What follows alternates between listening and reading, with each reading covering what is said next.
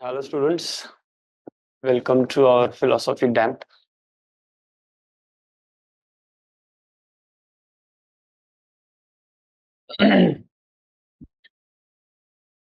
Let us see the question. Question says, present Bhatta's views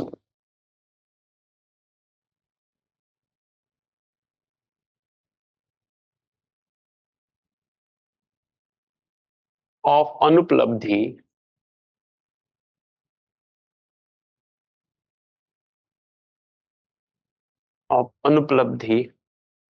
that is non-cognition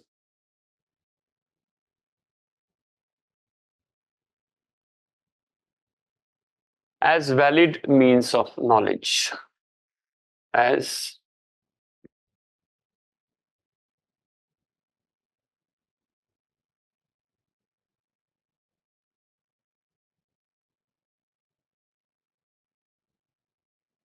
this is 2023 for 15 marks. Okay, so now the question is on basically Anuplabdhi. Okay, that is non-cognition, non-perception, whatever you want to call it. Okay, and Bhatta's view is because Bhatta is the only one who kind of accepts to it. Even Prabhakar also rejects that. Anyway, so 15 marker. So obviously we have to have plan for 3 pages.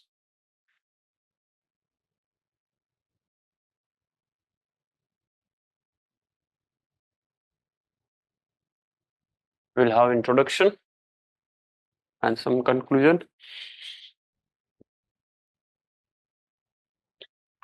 So obviously the first subheading that you have to, or first bifurcation that you have to do for the answer is same Bhatta's views, because that's what they asked on Anuplabdhi, or you can only mention Bhatta's views on Anuplabdhi. Now, in the critical point,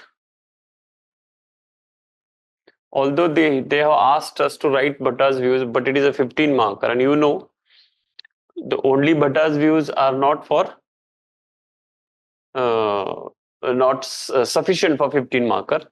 Okay, so obviously you have to write about early in your answer critical comments, or not critical comment, alternative model, you can say, or critical views. And here what you do is Prabhakar view,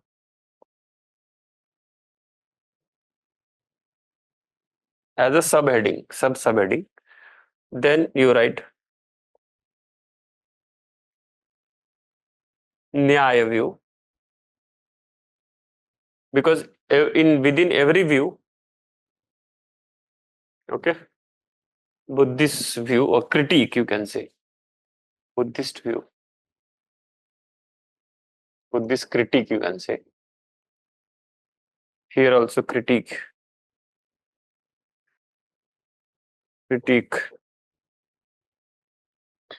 And even for that matter, within Buddhist there are, like, we can write all together, and then conclusion. Okay.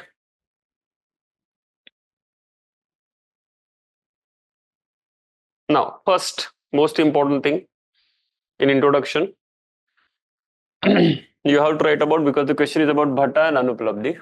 So you can mention about Mimamsa. Okay, Mimamsa is a ritualistic school centering testimony or self-validity, or Swata Pramanyavad, as the central theme of their epistemology. And they developed in the Mimamsa, Kumaril Bhatt developed a distinctive theory of Anuplabdhi, as a valid and independent praman to account for knowledge of absence. So here you talk about Kumaril, Anupalabdhi, and knowledge of absence in bracket abhava. Okay. So you have to write 5-6 points at least under this Bhatta view. Number 1,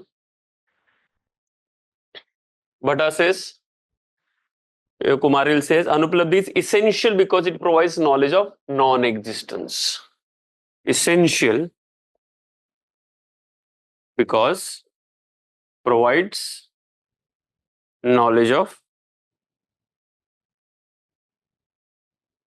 non-existence or abhava. Okay. Abhava cannot be accounted for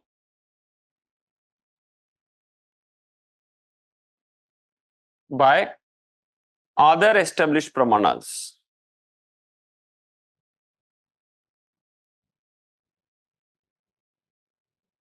Okay, like perception, inference, comparison, etc. Okay, then you write example. For example, thank you. For example, there is no pot on the table or there is no pot on the ground.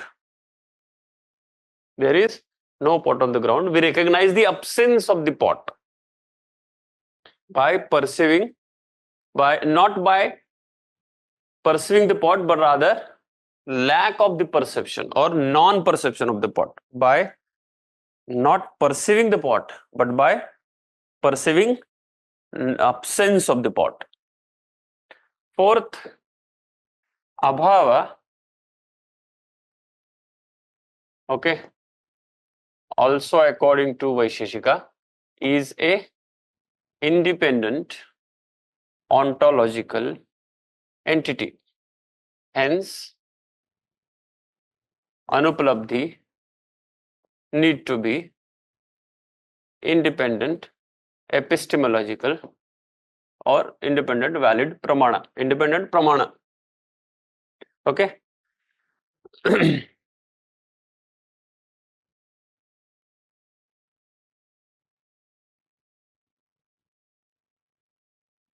They say, he say Anupalabdhi cannot be, or knowledge of perception cannot be through inference, because for inference, perception and vyapti are essential.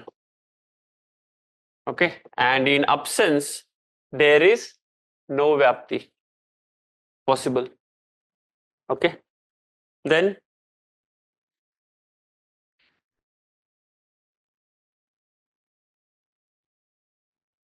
okay, so, and yes, you have to also mention his views on Yogyanupalabdhi. Yogyanupalabdhi.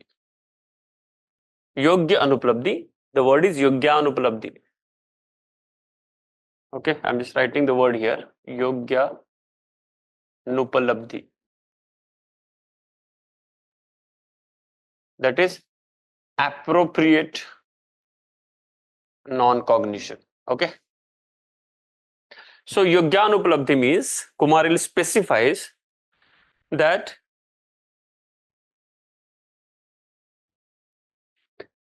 Yogyanupalabdhi is where the knowledge, Kumaril specifies the conditions under which Anupalabdhi operates. Okay, it's very important point because that's what part of his model. Kumaril specifies the conditions under which Anupalabdhi operates. To cognize an absence or to recognize an absence, or to know an absence, one must have prior knowledge of the object whose absence is being recognized. Okay, a context where object is expected, and a location that is devoid of the object. So, a thing A or a table, a pot is expected to be on the table. Non-presence or absence of that pot on the table is anuplabdhi. Okay, so not every eternal abhav is anuplabdhi. Wherever it is expected to be there, when you have the knowledge of that, that is a special kind of knowledge, that is anuplabdhi. So this yogyanuplabdhi point has to be part of your answer. Okay, so this 5-6 points are more than enough. Then you have to come to criticism. One by one, Prabhakara says, first of all, he do not agree to abhava being any separate ontological entity. Abhava, or he refutes the ontological status given to abhava. Abhava, not independent category. Okay, so it is basically just absence. Absence is the negation of presence, and it's just a cognitive characteristic. Okay, so abhava itself is a cognitive reality or cognitive aspect and not ontological aspect. And perception of an empty space where object should have been directly indicate its absence. So it's all through perception, and abhava happens through perception because it's a conceptual entity. Abhava is not a real entity, it's a conceptual entity, and that happens through perception itself. So what he says is, it is perception which shows the present object, and it is perception which shows the absent object. Simple. So there is no need to assume any anuplabdhi. Prabhakara says, in the cases where we recognize the absence of something like no pot on the floor, what we are doing is perceiving the empty floor directly. It's a perception of empty floor. It's not anuplabdhi of non-exist or absence of pot. No, it is a perception of empty floor. Okay. So I do not perceive the pot, hence the pot is absent. There is no need of anuplabdhi. I do not perceive the pot, hence pot is absent. No need to have any anuplabdhi as a separate distinction. Then comes Nyaya. Now Nyaya do agree with abhava as ontological reality. However, okay, Nyaya argue that absence can be established through inference. It is clearly through inference. If you look at the ground and do not perceive a pot where one is expected, you can infer the absence based on the perception of the empty thing. So perception of empty table is the hetu, and absence of jar or pot is sadhya. Simple. So absence of perception of the empty table is hetu, and absence of pot is sadhya, because pot is expected to be there. So it is through inference we know.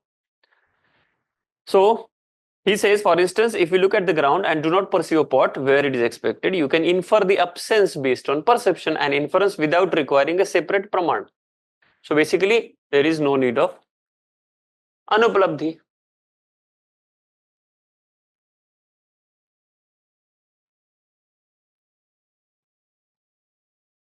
Buddhist. Next is Buddhist.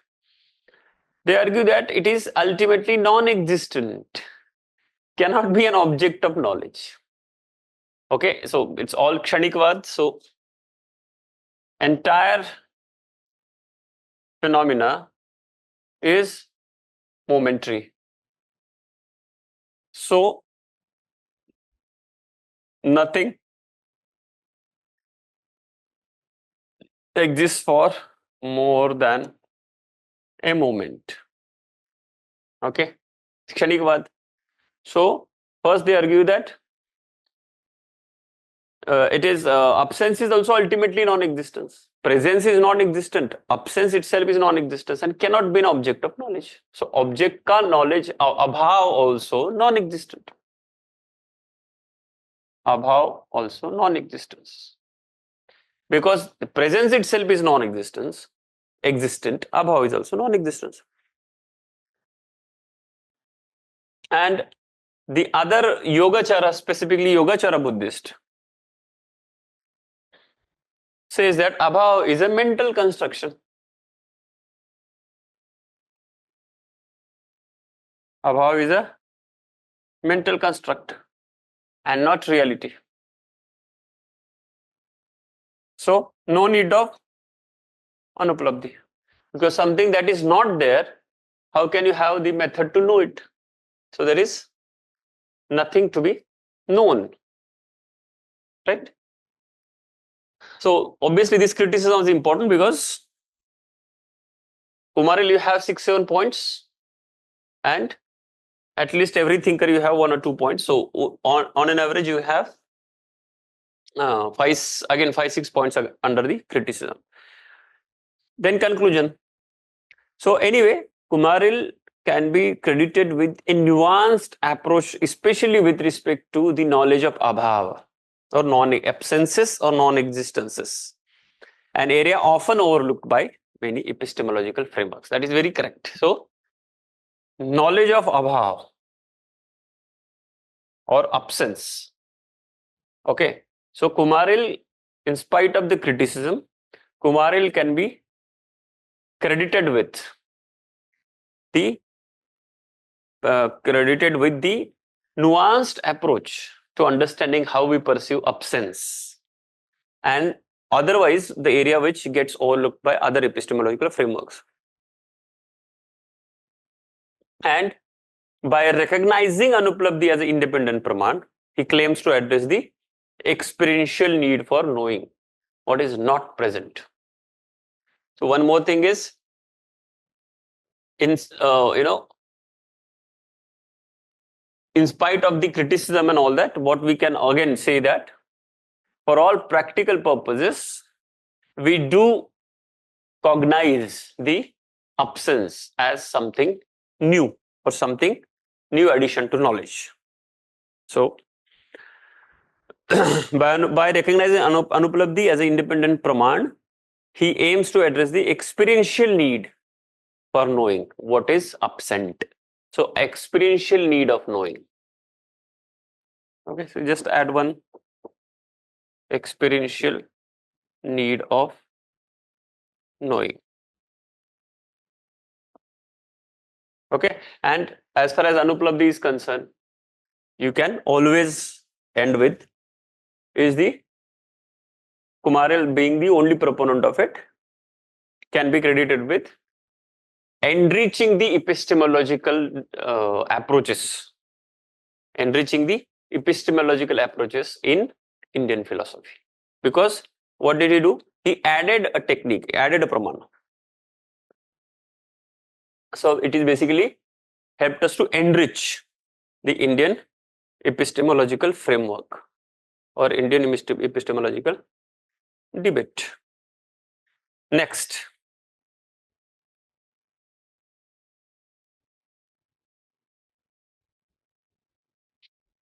Let us see the next question. Question says, what is arthapatti? What is arthapatti?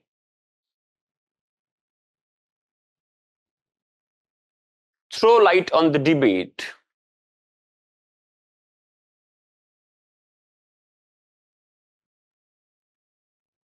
Throw light on the debate between Prabhakara and Kumaril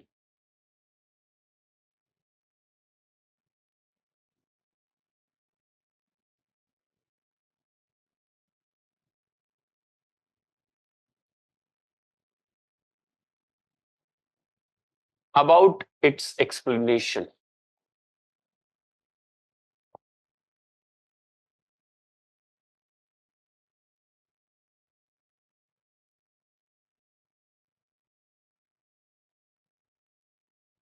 It's a 10 mark. So obviously you have 2 pages to write your answer.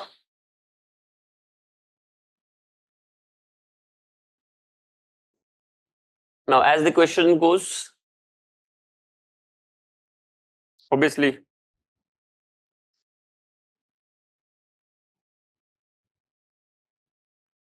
because the question is asking, what is Arthapatti?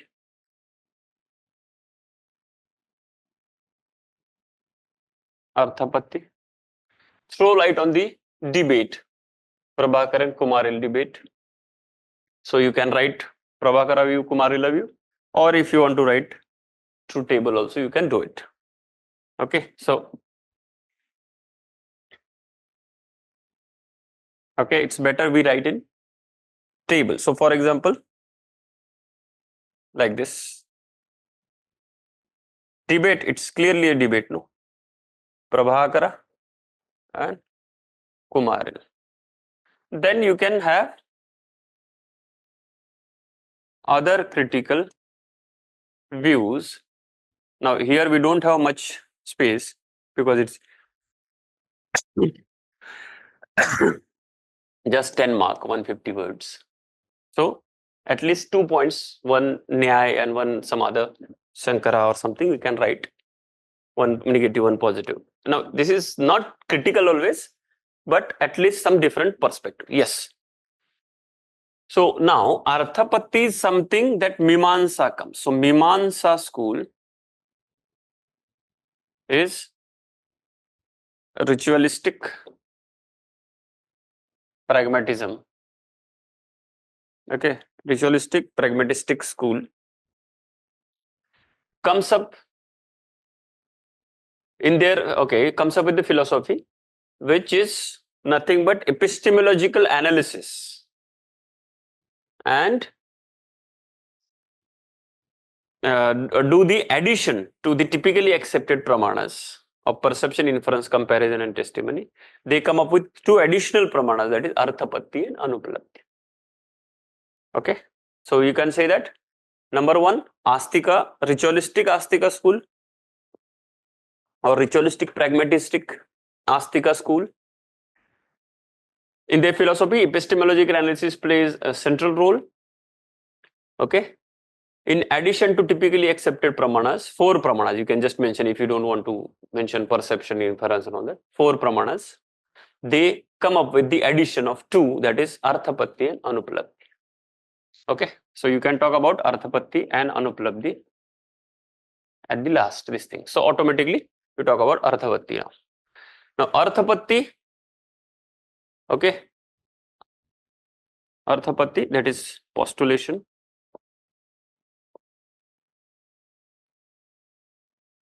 Refers to, then you have to define, refers to the means of knowledge that allows us to understand something indirectly based on logical necessity.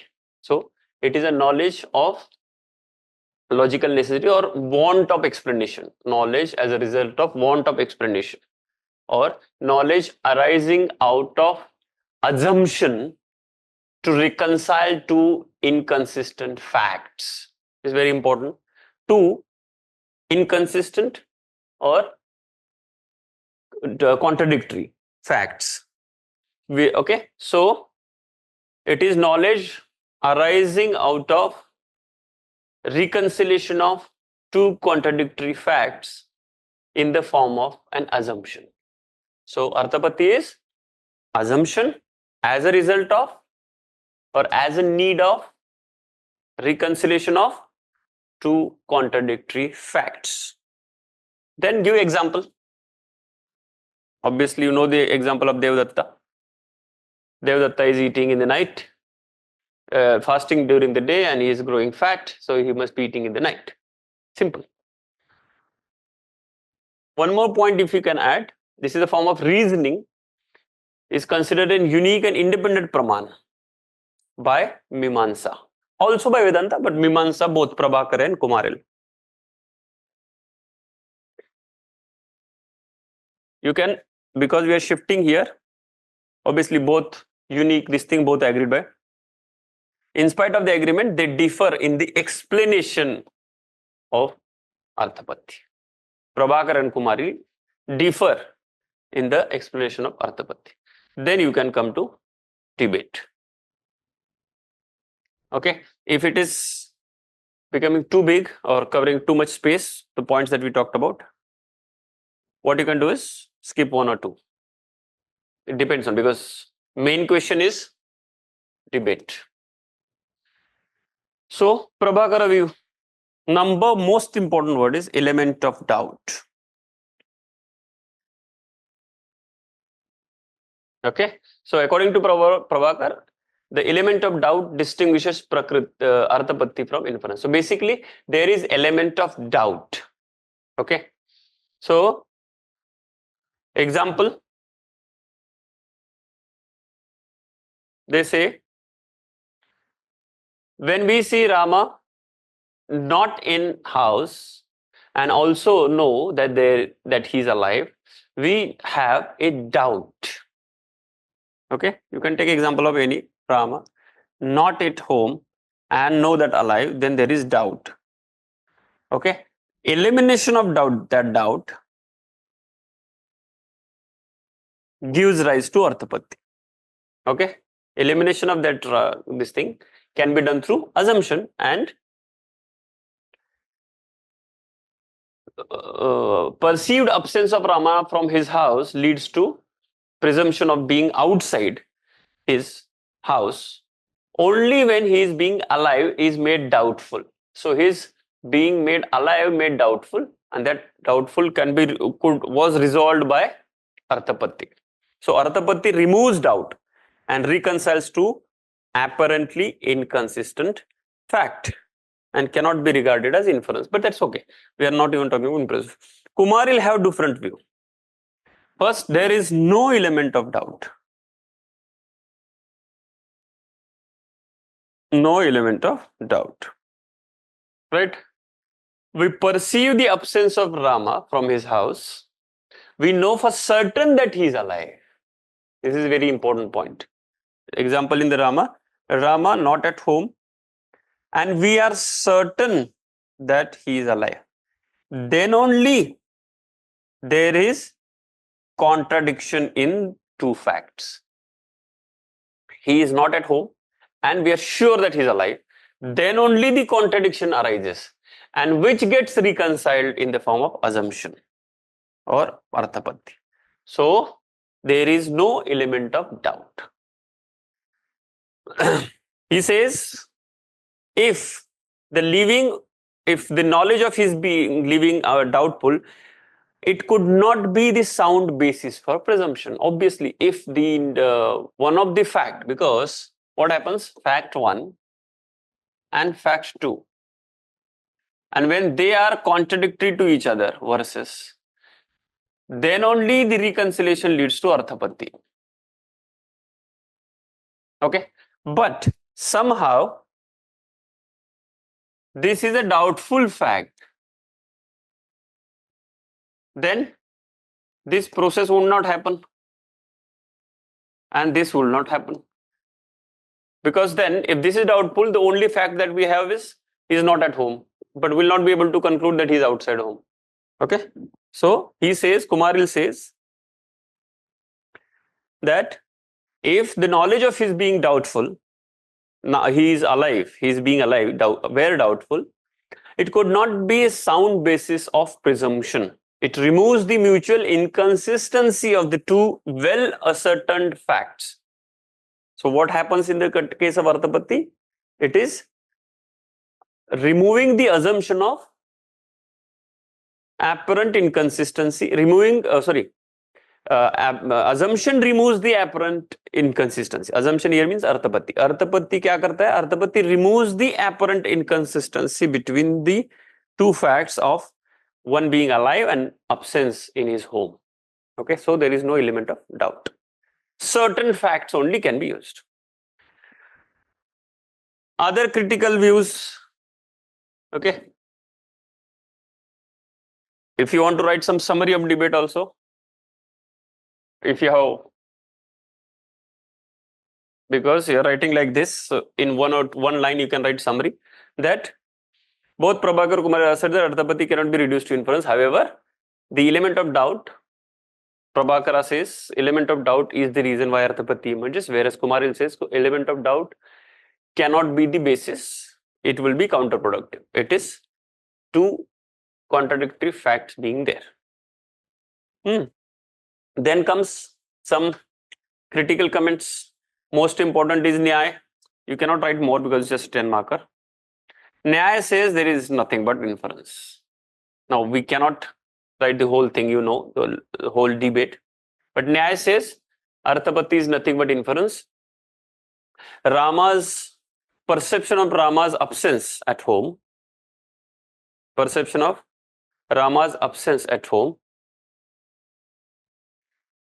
can be a hetu wherein it can be inferred that he is outside his house.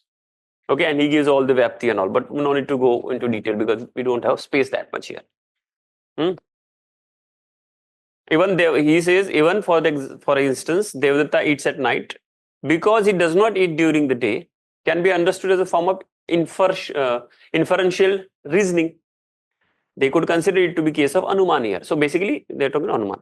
Buddhists say that Arthapatti is redundant and argue that it can be subsumed under inference only, that it lacks independent this thing.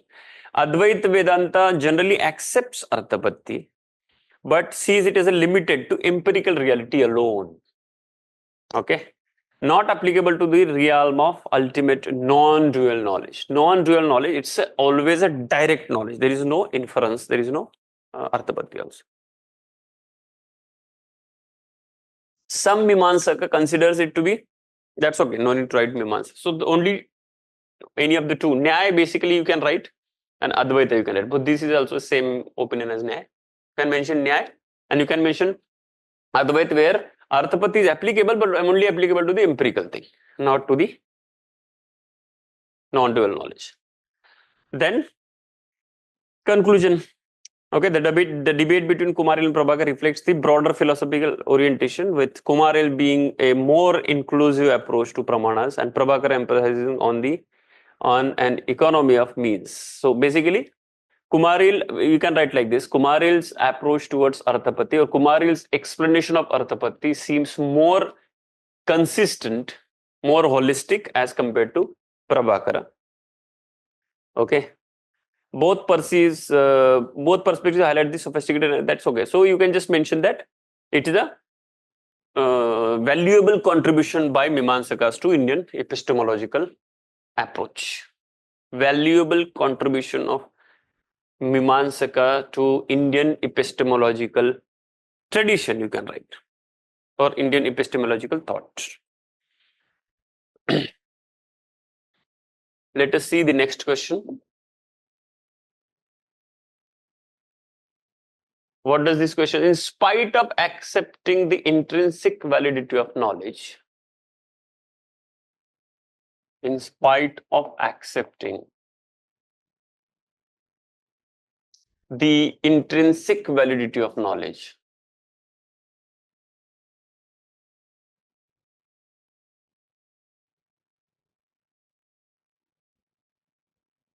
that is, this Swatha Pramanya, intrinsic validity of knowledge. Why and how Prabhakar and Kumaril, why and how Prabhakar and Kumaril differ in their interpretations, differ in their interpretations differ in their interpretations of erroneous cognition.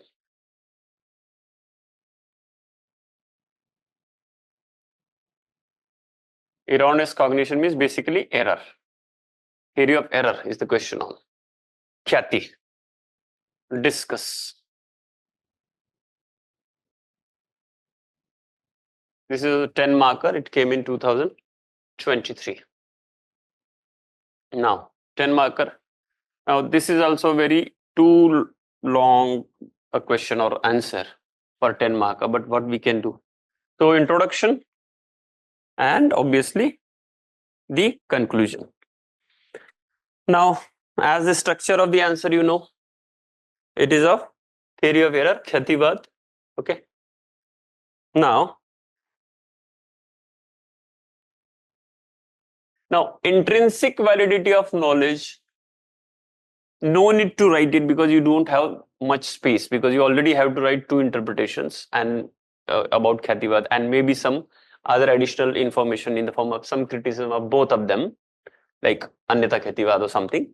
So better you mention Mimansa about them following Swata Pramanyavad, that is intrinsic validity, and both Prabhakar and this thing follows that. However, their explanation of error in bracket Khyati differs. Okay, then you write Prabhakara view, or if you want to write Kumaril first, Prabhakara's Akhyativad. Then comes Kumaril's Vipareet Khyativad. Okay, and then you can write other alternative views. Now here you don't need to write more than 1 or 2 points because it's not a main question, just a form of criticism you are writing. That's not a main part of the answer, but this is the main part of the answer. So, what is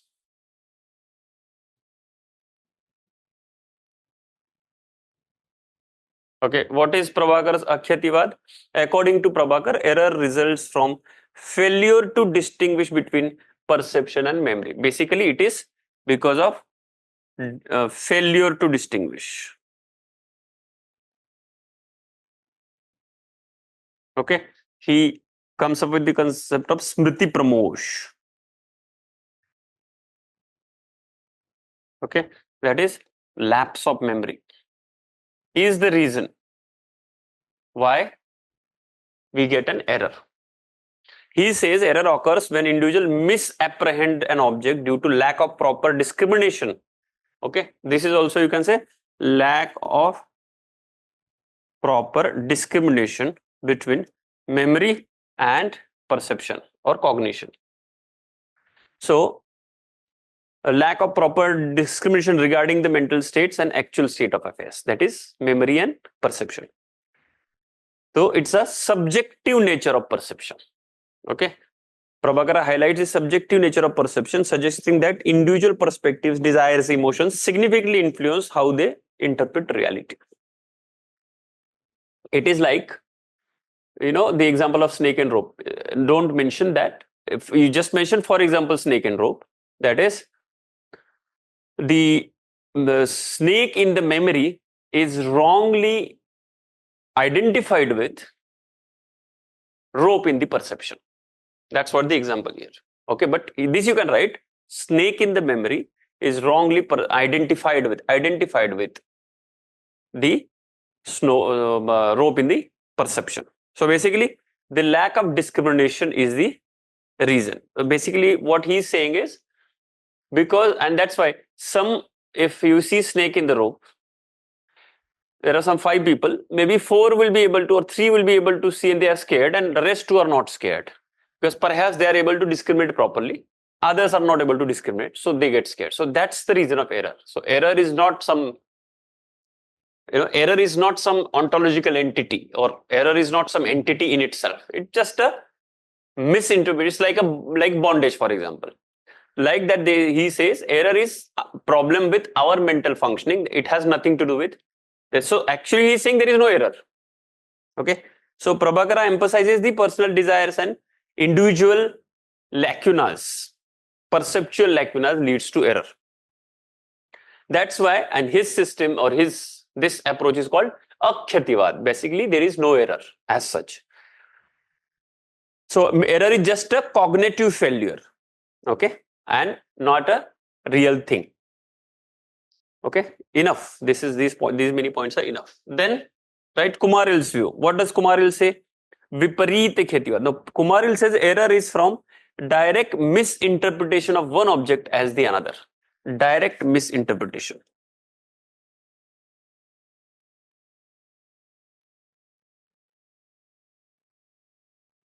Means actively something is being done there. Okay. When shell is perceived as silver, it is not merely the perception is flawed.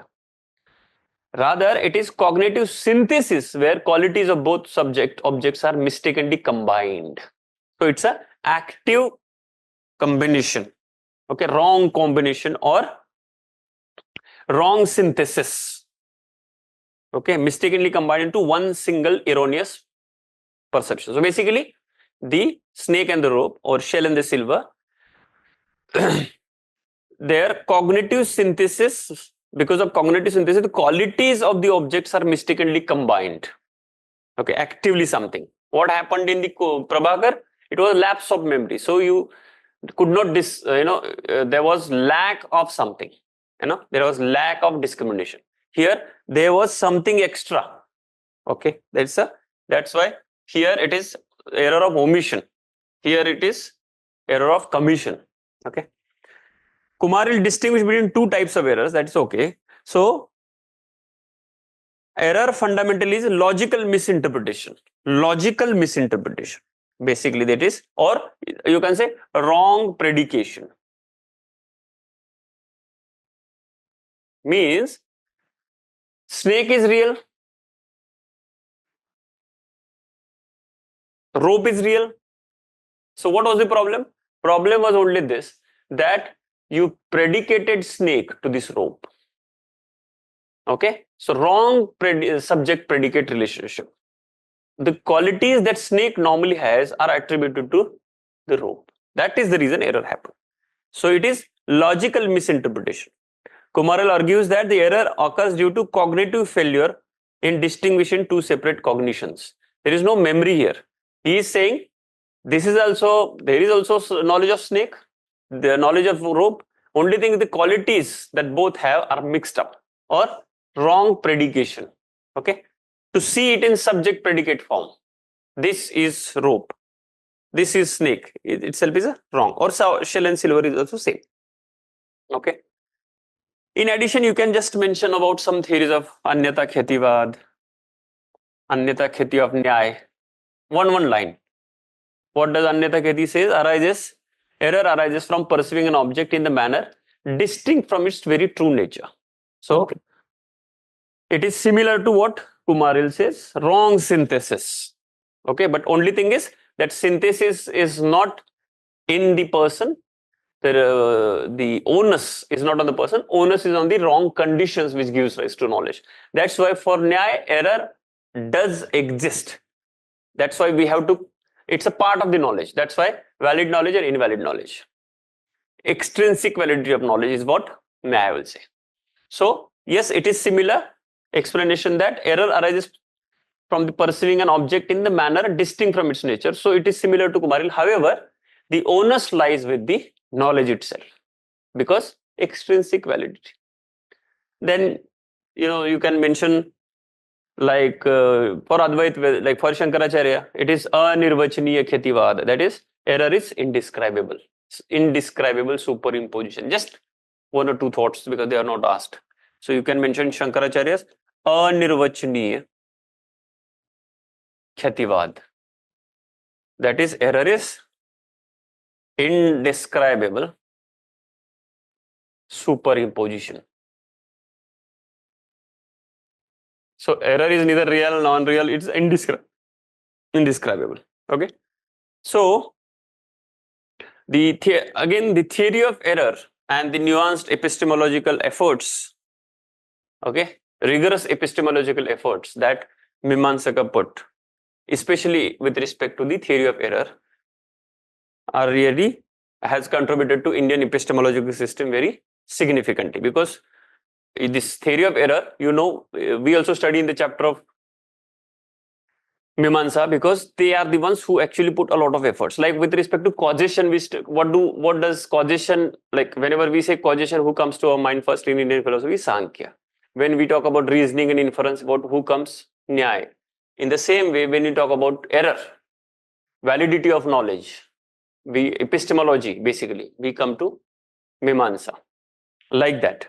Okay, and metaphysically, if you talk about metaphysical, I'm talking about 6 classical thoughts. Okay, heterodox are different, but orthodox ones. And when it comes to metaphysical consistency, we go to Vedanta or Shankara, basically. Like that, it's like they have divided their work among themselves. Anyway, so Prabhakara's Akhyativad offers a nuanced understanding. Okay, or you can say the theory of error propagated by Mimamsa, both. Okay, provides a nuanced understanding and incorporates the complexity. That's okay. Basically, it enriches and kind of enhances the spread, enhances the coverage of the Indian epistemological reach, enhances the Indian epistemological reach by recognizing the role of subjective experience in shaping our understanding. No need to go into detail. Only thing is, Mimamsaka, with their thorough understanding or thorough analysis, nuanced analysis of error, have significantly contributed to enrichment of Indian epistemological tradition. Okay. Let us see next question. Elaborate each of the terms. Elaborate each of the terms.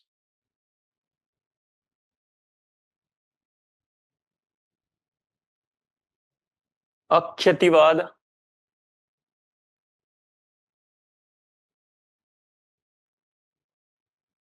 Viparit Khyativad,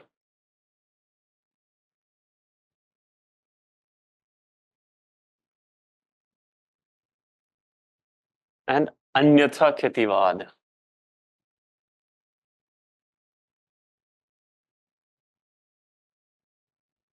This is 10 marker.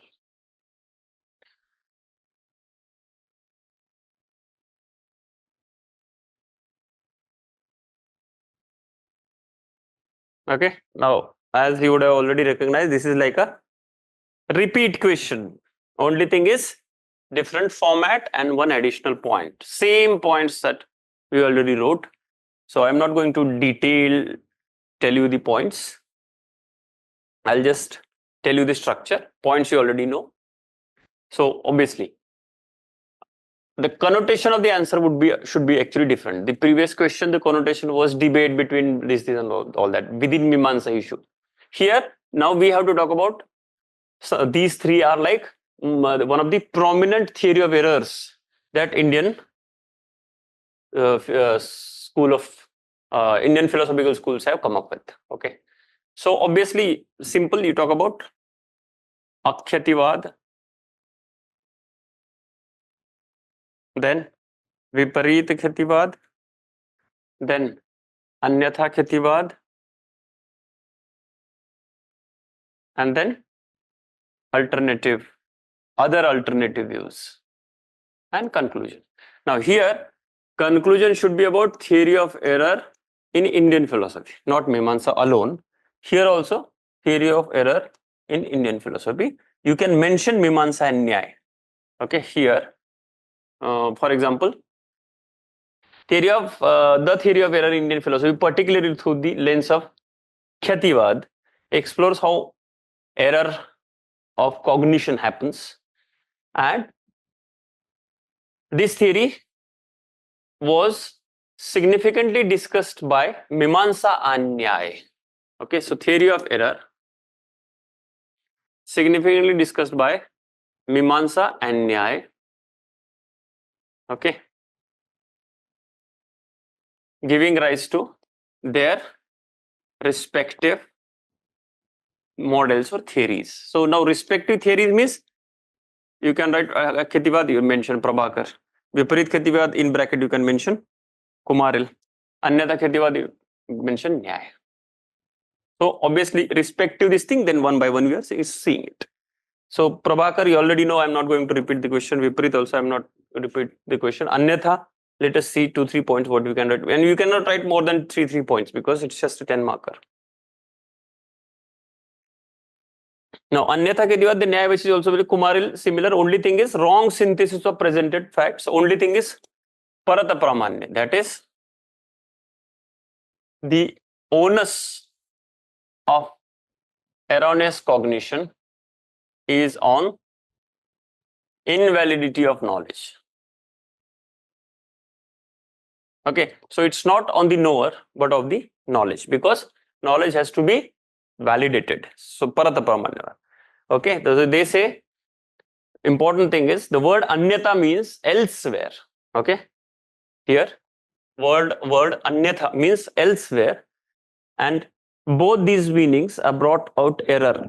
The present object is perceived elsewhere and represent objects elsewhere. So basically, elsewhere means there are 3 meaning of elsewhere. One is perceived object is elsewhere, elsewise, represented object is elsewhere, and the error is also elsewhere, means outside. The shell and the silver are both separately real. There is no doubt about both being real. The only their synthesis of their relation of shell silver, the synthesis was wrong. Synthesis of them as shell silver, that itself, that was the only thing wrong.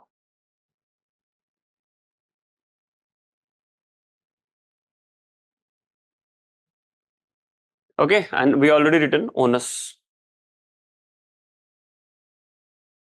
Okay, and so Parata Pramanya you already know.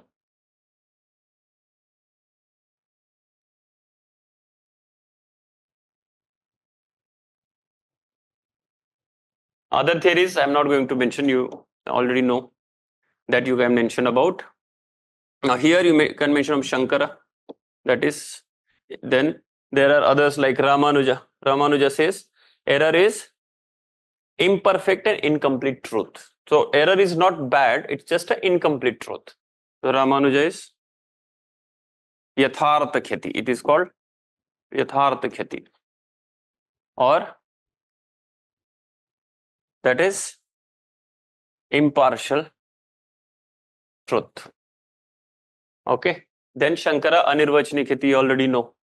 Then even Vijnanavadis, they come up with Atma Khyati.